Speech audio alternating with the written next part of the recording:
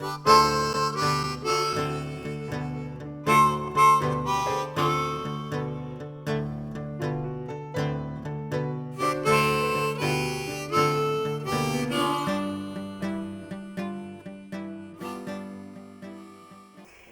do you do? Welcome to the Writer's Room. I'm Jane Cleland, and it's my great pleasure to introduce you to Mary Jane Clark. Mary Jane Clark is the New York Times and USA Today best-selling author of 13 novels, 12 in the Key News series, and 1 in her brand new Wedding Cake series.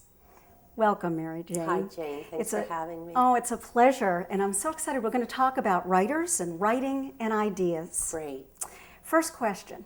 Why'd you change series? What's up with the Wedding Cake series? Well, you know, I had worked for most of my professional life at CBS News in New York. That's right. You produced and wrote the news. Right. And I had come up with this Key News series based on my years at CBS, and it was a fictional television news world, and what the characters got involved in covering their stories led to mystery and suspense.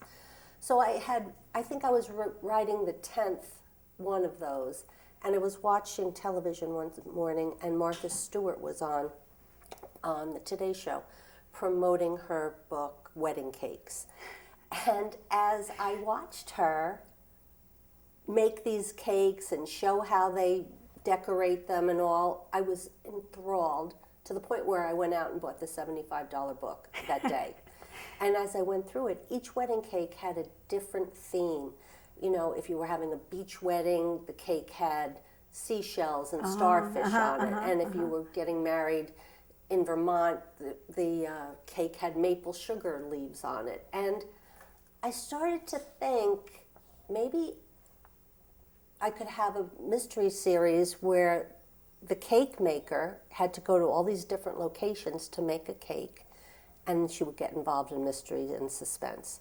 So I wrote 2 more books after that, and then signed a contract to write the Wedding Cake Mystery Series. And switched. Yeah, and switched. Not that I would never write another Key News mystery, but I felt like shaking it up a little bit. I felt like doing something different. Now, your protagonist is an actress who goes home to help at the family bakery. Right. Why an actress? Well, my daughter's an actress, and she's 27 years old, just like Piper Donovan, the character in the book. And I've seen, as she's pursuing this career, how much downtime you have. You know, you're not working all the time, and it can get discouraging in that downtime. So I'm always saying to Elizabeth, my daughter, you know, you should have something else that you can work on that you love. Yeah, and even when you become a huge success, you still have downtime. So it's good to have another thing that you love to do. And then I thought, well, I would like to write about this experience of the young actress, and to bring that in, I had her mother own a bakery and making wedding cakes. And her mother has a disability. She has macular degeneration, and I know something about it. My mom had that condition. It's very frightening, very upsetting. Why did you pick a disability, and why did you pick that disability? Well, I have a personal soft spot for people with disabilities. My son is mentally disabled.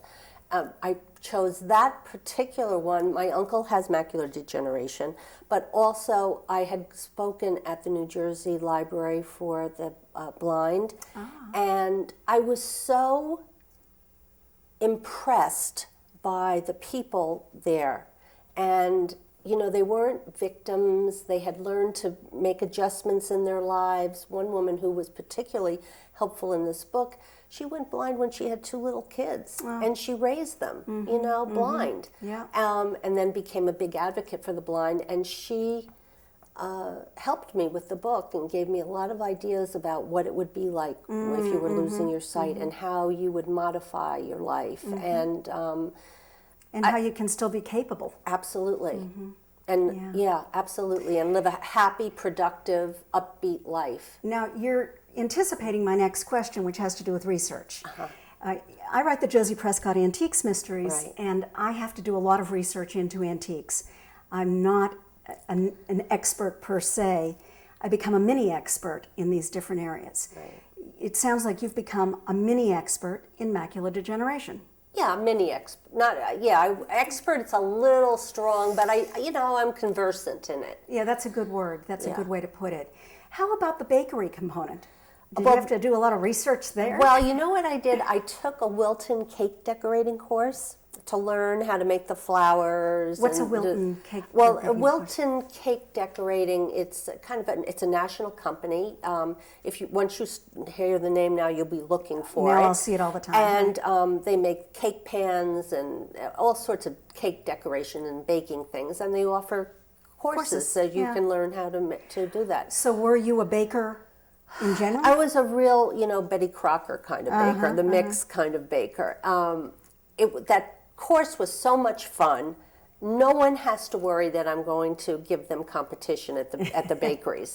But I know enough, again, to be conversant. And you can use the right vocabulary, and you know how long it would take to Yeah. do the icing, that sort of thing. Yeah, I know what a flour nail is now, which I never knew before. What's a flour nail? It's this little platform with a nail on the bottom, and when you make a rose out of icing, you have to make it on there.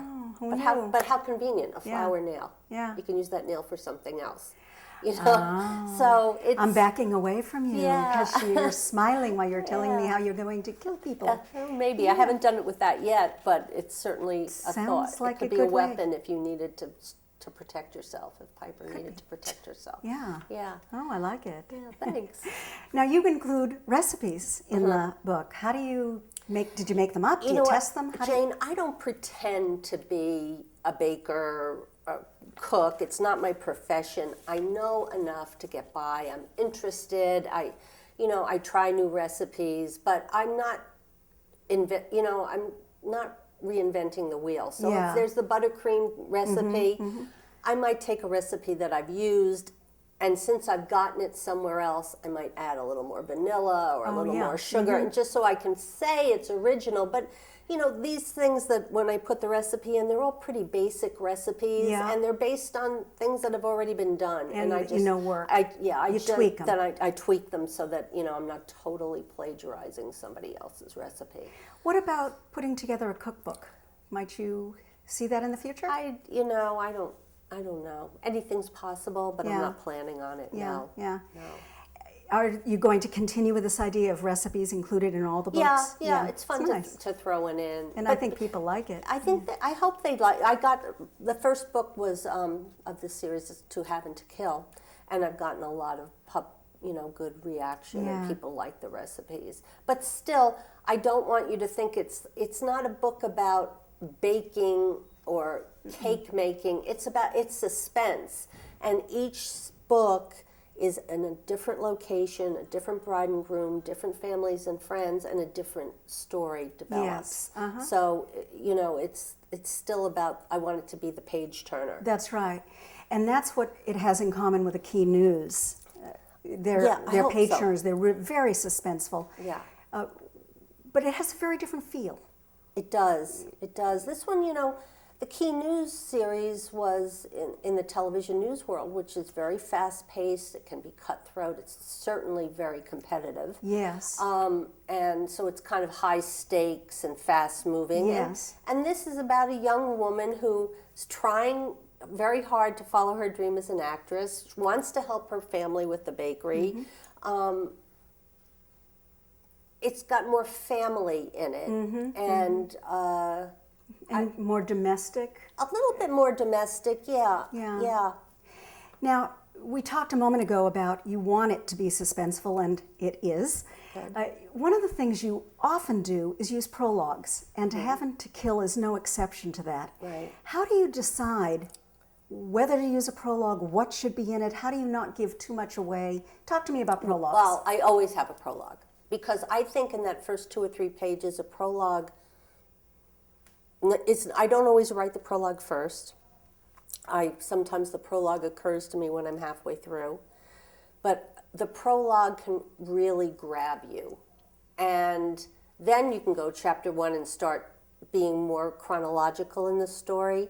But the prologue, I want that to really, you read it and at the end feel like, oh my gosh, I have to keep reading more. Yeah, yeah. So that's and it my sets criteria. the scene. And it has nothing to do with what's going to happen in chapter 1. So it No. lets you know there's... Right, exactly. It could happen. It could have something to do that happens at the end of the book, the middle of the book. It could be a dream sequence from somewhere in the book, but something that just is compelling and that makes you want to read more. That's how I do that. And that's what it is. Now talk to me about the actual craft of it. How do you create suspense? That's such a, I was thinking about that. That's a difficult question because I don't think you can define how you do it. I think for me, it comes kind of organically. I think about something a situation, and if it would scare me, I'm assuming it would scare the reader. So the suspense has to be something I can identify with, and hopefully the reader can identify with. Is it in your head or is it action? Or both? Can it be either way? Well, I think pretty much every page you write, you want to have action. Is that what you mean? Yeah, that's interesting. Yeah, I want action all the time because I think in a suspense novel, the whole idea is you get this rhythm and you build up, to a crescendo, and you want to keep turning those pages. It's interesting. It's another example of the difference between mystery, suspense, thrillers, and literary fiction, where it's plot-driven as opposed to character-driven. And not that our characters don't matter, but that the way you keep the plot going, by definition, is things happening. Right. Boom, boom, boom, boom, boom. Right. Interesting. Right. Yeah. Interesting. I think as a writer, among the most complex decisions are selecting perspective and point of view. In other words, how do you decide whose story it is? Well, for me, it's always my protagonist, always my heroine. So in this case, in the Wedding Cake Mysteries, it's Piper Donovan. In the Key News Mysteries, a lot of them were Eliza Blake. So I'm telling her story. But the other chapters I write from the perspective of, you're viewing the other character going about their life. The story is Piper Donovan's, but I write the other characters in third person. Multiple points of view. And is that something you do naturally? Yes. Yeah. Yeah. I think it would be, for me, I know writers write in first person, but that would be very difficult for me because then that first person heroine has to be in everybody's life. That's right. That point my of view. books are first person. That's and going to be tough. It's the only voice I've ever found comfortable. Isn't that interesting? Yeah. But it is clearly a cone of perspective, of point of view. Yeah. Now, have any of your books been optioned for TV or a movie? There's always a lot of talk. Not always a lot of talk, but over several of them there's been a lot of talk. And, it takes a long time. Oh, it does. And a lot of things can go Would you be wrong. Receptive? Oh, of course I would be. Totally receptive. I think most writers would be receptive. Yeah. It's in the Wedding from Cake. your mouth to God's ears category, right? Exactly. Do you have an actress in mind who'd be good to play For Piper? Yeah. There's actually an actress called Piper Perabo. Do you know her? No, I don't. Yeah, she's on this show Covert Affairs that's running now, and I've seen her in other things over the years, but smaller parts. Now she's carrying this show, and I think she carries it well. So I kind of think of her. I'd love for my daughter to play her. Perfect. We'll be right back with Mary Jane Clark